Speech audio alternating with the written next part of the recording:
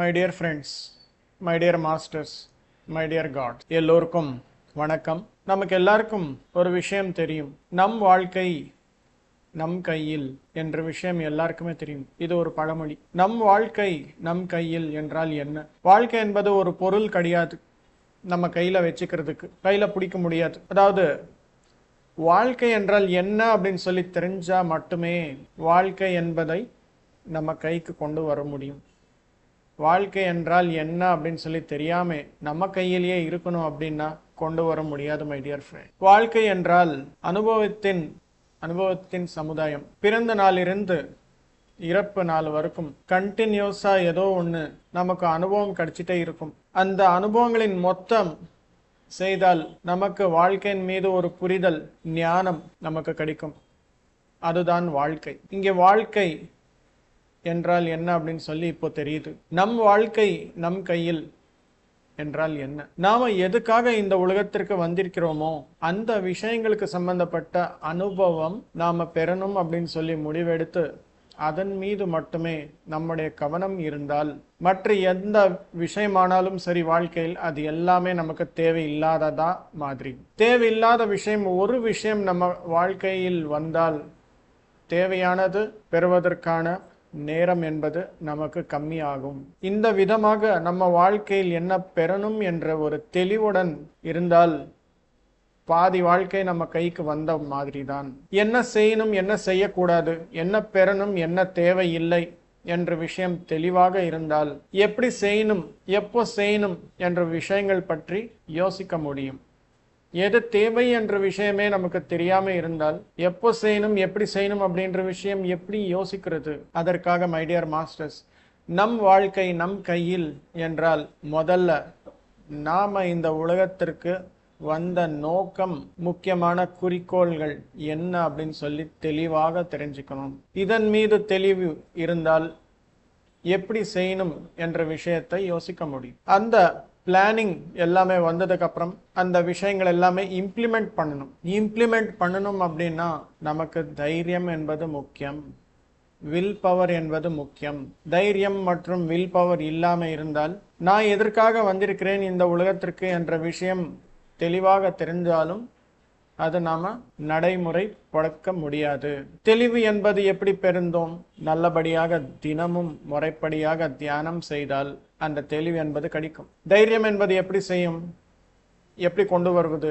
சத்தியம் என்பது புரிந்தால் தைரியம் என்பது ஆட்டோமேட்டிக்கா வந்துடும். நாம் செய்யும் செயல்கள் எல்லாமே ஆழமான மதிப்புகள் இருக்கும் என்ற விஷயம் அனுபவபூர்வகமாக தெரிஞ்சால் தைரியம் என்பது ஆட்டோமேட்டிக்கா வந்துடும் மை டியர். நாம எதற்காக செய்யணும், யாருக்காக செய்யறோம், இந்த விஷயங்கள் எல்லாமே நடைமுறைப்படுத்தால் நமக்கு என்ன கிடைக்கும் என்ற விஷயங்கள் எதுவுமே தெரியாம இருந்தால் நான் பண்ண வேண்டியது பண்ணால் உலகம் என்ன நினைக்குமோ, மற்றவர்கள் திட்டுவாங்களோ, இந்த பயங்கள் எல்லாமே இருக்கக்கூடாது.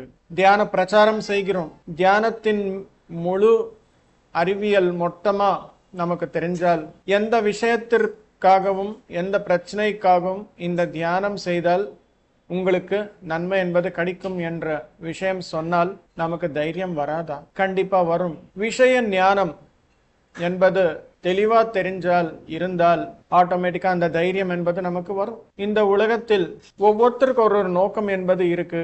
என்னுடைய நோக்கம் என்பது என்னுடையது, உங்களுடைய நோக்கம் என்பது உங்களுடையது. உங்களுடைய நோக்கத்தை பார்த்து நான் ஐயோ எனக்கு இந்த மாதிரி நோக்கம் இல்லையே அப்படின்னு சொல்லி நினைக்க கூடாது. அதுதான் தெளிவு. என்னுடைய ரன்னிங் ரேஸ் என்னுடையதுதான், யாரும் காம்படிஷன் இல்லை என்ற விஷயம் தெரிந்தால் மனசு அமைதியாக இருக்கும். அமைதியான மனசு இருந்தால் அங்கே கமிட்மெண்ட் என்பது கொடுக்க முடியும்.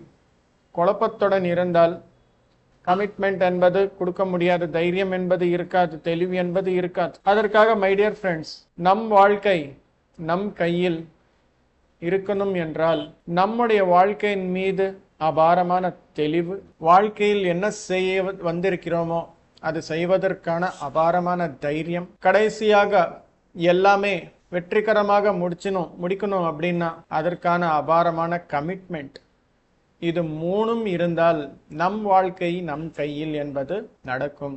நாம் பெற வேண்டிய அனைத்தும் பெற முடியும். இல்லை என்றால் அரிஷட் வர்க்கங்கள் எல்லாமே இருக்கு இல்லையா, அதில் சிக்கிக் கொள்கிறோம். கம்ப்ளைண்ட்ஸ் சொல்றோம், பிளேம் கேம்ல போயிடும். என்னுடைய சூழ்நிலை இந்த மாதிரி இருக்கு அப்படின்னால் அதுக்கு காரணம் அவன்தான் அப்படின்னு சொல்லி மேலே காமிக்கிறோம். அந்த கடவுள் என்ன செய்தார்? நமக்கு தேவையான உதவி செய்வதற்காக எப்பவுமே ரெடியா இருக்கிறார். ஆனா நாமே அவங்கள கேட்கறதுக்காக ரெடியாக இல்லை. அதற்காக மை டியர் ஃப்ரெண்ட்ஸ், தினமும் இன்றைய நோக்கம் என்ன அப்படின்ற ஒரு தெளிவுடன் வாழ்க்கை வாழணும். அந்த நோக்கத்திற்காக பயணம் செய்வதற்கான தைரியம் என்பது எப்பவுமே நம்ம கிட்ட இருக்கணும். அந்த நோக்கம் கம்ப்ளீட் செய்யறதுக்கான கமிட்மெண்டோட தினமும் இருக்கணும். இந்த விதமான வாழ்க்கை வாழ்ந்தால் நாம் பெற வேண்டியது எல்லாமே பெற முடியும். நாம் பெற வேண்டியது எல்லாமே பெற்றால் அதுதான் வெற்றி, வேற எதுவும் கிடையாது மை டியர் ஃப்ரெண்ட்ஸ். அதற்காக தெளிவுக்காக தினமும் தியானம் செய்யணும். தைரியத்திற்காக சத்திய தரிசனமாகணும். அந்த சத்திய தரிசனத்திற்காக தினமும் புத்தகங்களை வாசிக்கணும். நாம் செய்யும் செயலின் மூலம் எத்தனை பேருக்கு நன்மை கிடைக்கும் என்ற விஷயம் தெரிஞ்சுக்கணும். அப்படின்னா சத்சங்கங்கள்ல போய் நம்முடைய அனுபவங்கள் பகிர்ந்துக்கணும். அப்போ நிறைய பேர் எல்லாரும் சொல்றது கேட்டால் நம்முடைய கமிட்மெண்ட்டுக்கு தேவையான இன்ஸ்பிரேஷன் என்பது கிடைக்கும். அதற்காக மை டியர் ஃப்ரெண்ட்ஸ், தினமும் தியானம், புத்தகங்களை வாசிப்புதல் மற்றும் சத்சங்கம் என்பது மிக்க முக்கியமாக செய்தால் நம் வாழ்க்கை நம் கைக்கு வந்துடும் மை டியர். Thank you masters. எல்லோருக்கும் வணக்கம். நன்றி.